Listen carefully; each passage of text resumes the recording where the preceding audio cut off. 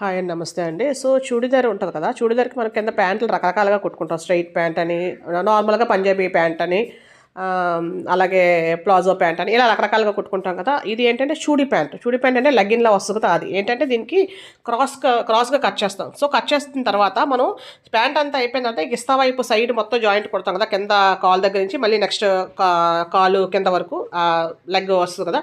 అది కుట్టేటప్పుడు ఇలా మనకి ఎత్తు పలాలు వస్తాయి. ఎందుకంటే ఇది క్రాస్ కట్ వల్ల మనకు సాగుతుందనమాట క్లాత్. నార్మల్ ప్యాంట్స్‌కి అంత ప్రాబ్లమ్ ఉండకపోవచ్చు.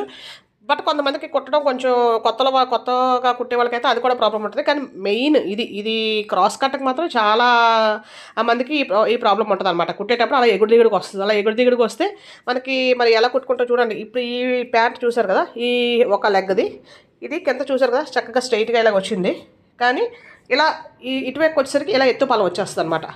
సో, అలా ఎత్తుపల్లం రాకుండా ఉండాలంటే ఎత్తుపల్లం ఎందుకు వస్తుందంటే సేమ్ అదే ఇప్పుడు నేను చెప్పినట్టే క్రాస్ కట్ వల్ల అనమాట. క్రాస్ కొంచెం సాగుతుంది కదా! సేమ్ మనకు బ్లౌజెస్ కూడా ఫ్రంట్‌కి అందుకనే కొంచెం క్రాస్ వల్ల కొంచెం అక్కడక్కడ తేడాలు వస్తూ ఉంటాయి. సో, అలా ఈ ప్యాంట్‌కి మన చూడీ ప్యాంట్‌కి మనకి ఇలాంటి ఈ ప్రాబ్లమ్ లేకుండా ఉండాలి అంటే ఏం చేయాలి? సో, చూడండి ఇది క్రాస్. అంటే మీకు చూపిస్తాను క్రాస్ అని. క్రాస్. అదే మనకి కొంచెం సన్నగా వస్తది కింద లెగ్ కూడా. మనకి ఎక్కువ విడ్త్ అక్కర్లేదు. సన్నగా వస్తుంది. సో, కుట్టేటప్పుడు మనం కుట్టడం అయితే చూపించట్లేదు. కుట్టేటప్పుడు మనం ఎలా కుట్టాలి అంటే మొత్తం ప్యాంట్ అంతా అయిపోయిన తర్వాత ఈ మధ్యలో జాయింట్ ఏస్తాం కదా! అంటే కింద కాలు దగ్గర నుంచి మళ్ళీ నెక్స్ట్ కాలు వరకు ఏస్తాం కదా! అది వేసేటప్పుడు మనం ఎలా వెయ్యాలి అంటే ఎటు నుంచి ఎటు వెయ్యాలి అనేది ఒకటి. నార్మల్‌గా అనుకుంటారు అక్కడి నుంచి స్టార్ట్ చేసి మనం ఎక్కడైతే ఎండింగ్ ఉందో అక్కడ వరకు చేసేయొచ్చు కదా అని. కానీ అలా చేస్తేనే ఈ ప్రాబ్లమ్ వస్తదనమాట. సో, అలా రాకుండా ఉండడం కోసం ఇక్కడ స్టార్ట్ చేసాను చూడండి. ఒక లెగ్‌ది అలా కుట్టివేసి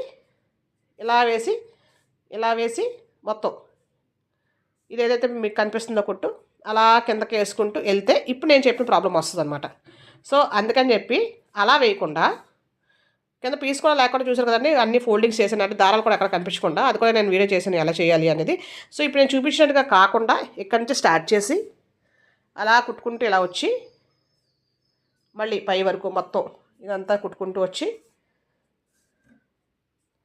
ఇక్కడ కిస్తా ఉంది కదండి. ఈ కిస్తా దగ్గర ఎండ్ చేసేయాలి. కిస్తా దగ్గర ఆపేయాలి. జస్ట్ ఇలాగా రఫ్లాగా 2, 3 కుట్లు దగ్గర వేసేసి ఆపేయాలి అంతే.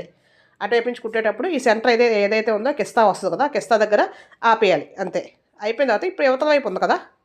యువతల వైపు ఇక్కడి నుంచి స్టార్ట్ చేసి ఇలా వెళ్ళి మొత్తం ఇదంతా వెళ్ళి మళ్ళీ సేమ్ ఇక్కడ కిస్తా దగ్గరకు వచ్చేసరికి ఆపేయాలి. అర్థమైంది కదండి. ఒక ఫస్ట్ కుట్టు వేసేటప్పుడు నార్మల్గా 2 కుట్లు వేస్తాం కదా! ఫస్ట్ కుట్టు వేసేటప్పుడు అవతల నుంచి వచ్చి సెంటర్ ఆపేయాలి. యువతల నుంచి వచ్చి ఇక్కడ సెంటర్ దగ్గర ఆపేయాలన్నమాట.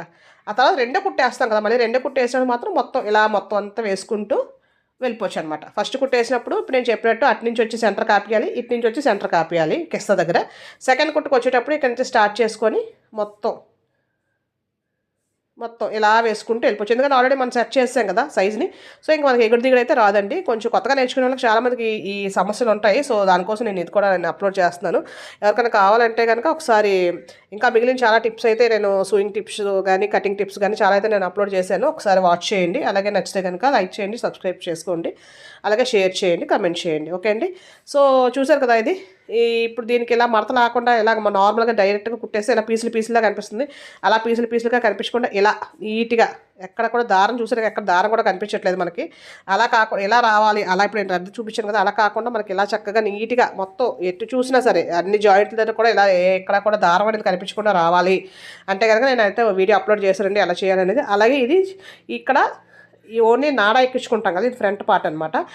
సీట్ పీసు నాడా ఎక్కించుకునే దగ్గర ఓన్లీ హోల్ మాత్రమే ఉంటుంది. ఇంకా మిగతా ఎక్కడ కూడా మనకి పీస్ కానీ ఓపెన్ కానీ ఇంకెక్కడ ఏం కనిపించదండి. దీనికి జస్ట్ ఒక చిన్న టెక్నిక్.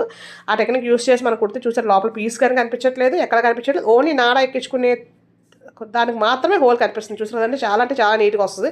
చక్కగా ఎన్ని రోజులు చిరిగిపోకుండా ఉంటాయి. అది కూడా నేను అయితే వీడియో అప్లోడ్ చేశానండి. అలాగే దీనికి ఏంటంటే ఇప్పుడు నేను చూపించిన ప్యాంట్ గ్రీన్ ప్యాంట్ కదండి. సో, దీనికి అనమాట ఇది టాప్ చూడి అంటే మెటీరియల్ యాక్చువల్గా ఇది పట్టు మెటీరియల్.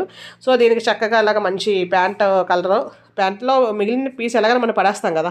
ఇంకా దాని యూజ్ ఏ ఉండదు కదా! సో, అలా మిగిలిన దాన్ని మనం ఇలాగ ప్యాటర్న్స్ చేసేసుకుంటే చక్కగా చేసుకోవచ్చు. అలాగే ఇది ఇలా స్టిచ్ చేసేసి దీనికి చుట్టూ మళ్ళీ నేను వర్క్ కూడా చేశానండి. చాలా ఈజీ. జస్ట్ అంటించేసి అక్కడక్కడ టాకాలు వేసేయడమే. అలాగే హ్యాండ్కి అయితే ఇలాగ ప్యాంట్ కింద స్కాలప్, పై స్కాలప్, మళ్ళీ మధ్యలో ఏమో హ్యాంగింగ్ బీడ్స్.